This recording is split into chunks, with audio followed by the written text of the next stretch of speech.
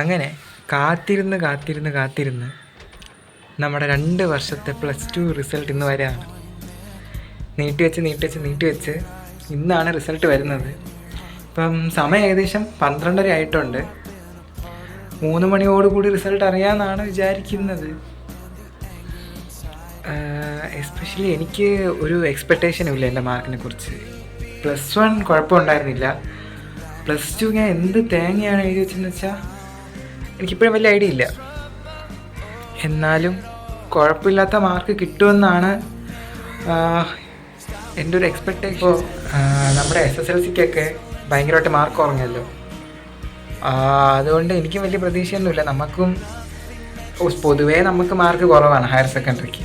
അപ്പം ക്വസ്റ്റ്യൻ പാടായിരുന്നു, valuation strict ആയിരുന്നു. പിന്നീട് ഇമ്പ്രൂവ്മെൻറ്റിന് പോലും എനിക്ക് അത്യാവശ്യം നല്ല മാർക്ക് കിട്ടിയില്ല. മുമ്പത്തെ കാട്ടി പകുതി കുറഞ്ഞു എനിക്ക് ഇമ്പ്രൂവ്മെൻറ്റ്, ഞാൻ ഇംഗ്ലീഷ് എഴുതിയത്. എന്തായാലും നമുക്ക് 3 മണിക്ക് റിസൾട്ട് നോക്കാം. വലിയ പ്രതീക്ഷയൊന്നുമില്ല. നമ്മുടെ സൈറ്റൊന്നും ഇതുവരെ ഓപ്പൺ ആയിട്ടില്ല. സമയം ഏകദേശം 2:30 ആയിട്ടുണ്ട്. ഞാൻ സൈറ്റ് കാണിച്ചു തരാം. ഞാൻ ഡിജി ലോക്കറാണ് നോക്കുന്നത്, പക്ഷേ ഇതുവരെ സൈറ്റൊന്നും കിട്ടിയിട്ടില്ല. നോക്കാം. നമ്മുടെ സൈറ്റിൽ ഇതുവരെ ഒന്നും വന്നിട്ടില്ല.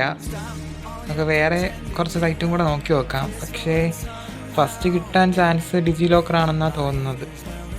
അങ്ങനെ കാത്തിരുന്നൊരു ഏകദേശം 3:20 സൈറ്റ് കിട്ടി. പക്ഷേ ഞാൻ കറക്റ്റ് റിസൾട്ട് നോക്കാൻ നേരത്ത് കറണ്ട് പോയി. ഞാനത് നമ്മുടെ രജിസ്റ്റർ നമ്പർ എൻ്റർ ചെയ്ത ഉടനെ ഈ ക്ലിപ്പ് തീരുന്ന അപ്പം തന്നെ കറണ്ട് പോയി. ഇപ്പോൾ ഇത് 2ാമത്തെ ദിവസമാണ്. ഇന്നലെ കറക്റ്റ് റിസൾട്ട് നോക്കണ സമയത്ത് കറണ്ട് പോയി.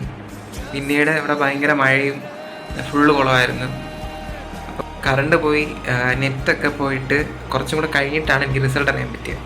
റിസൾട്ട് നോക്കുമ്പം ഒന്നും മനസ്സിലായില്ല. കാരണം നമ്മുടെ ഫസ്റ്റ് ഇയറും സെക്കൻഡ് ഇയറും മാർക്കൊക്കെ ഒരുമിച്ചല്ലേ കിടക്കണം. അങ്ങനെ ഏറ്റവും സ്ക്രോൾ ചെയ്ത് അങ്ങ് സൈഡിൽ പോയപ്പം ഫുൾ A+ ഉണ്ടായിരുന്നു, ഗ്രേഡൊക്കെ ഉണ്ടായിരുന്നു. അതും എനിക്ക് ഗ്രേസ് മാർക്കുണ്ട് SPCയുടെ, അതും കൊണ്ടാണ് ഫുൾ A+ കിട്ടിയത്. അപ്പം ഞാൻ നിങ്ങൾക്ക് റിസൾട്ട് കാണിച്ചു തരാം. ഇംഗ്ലീഷിനും ബിസിനസ്സിനും എനിക്ക് ഗ്രേസ് മാർക്ക് കിട്ടി 4ഉം 6ഉം വെച്ചിട്ട്. ബാക്കിയുള്ളതിന് A+ ഉണ്ട്. സെക്കൻഡ് ലാംഗ്വേജിനൊക്കെ മലയാളത്തിനൊക്കെ ഫുള്ള് കിട്ടി. പിന്നെ ബിസിനസ് പക്ഷേ ഞാൻ കുറയൊന്നും വിചാരിച്ചില്ല. ഇംഗ്ലീഷാണ് ഞാൻ വിചാരിച്ച് പോകുമെന്നുള്ളത്. അപ്പോൾ എൻ്റെ മാർക്കൊക്കെ ഇങ്ങനെയാണ്. കുഴപ്പമില്ലാത്ത മാർക്കുണ്ട്. അപ്പോൾ ടീച്ചേഴ്സിനൊക്കെ വിളിച്ചു പറഞ്ഞു. ടീച്ചേഴ്സൊക്കെ ഇന്നലെ വന്നിട്ടുണ്ടായിരുന്നു വീട്ടിൽ.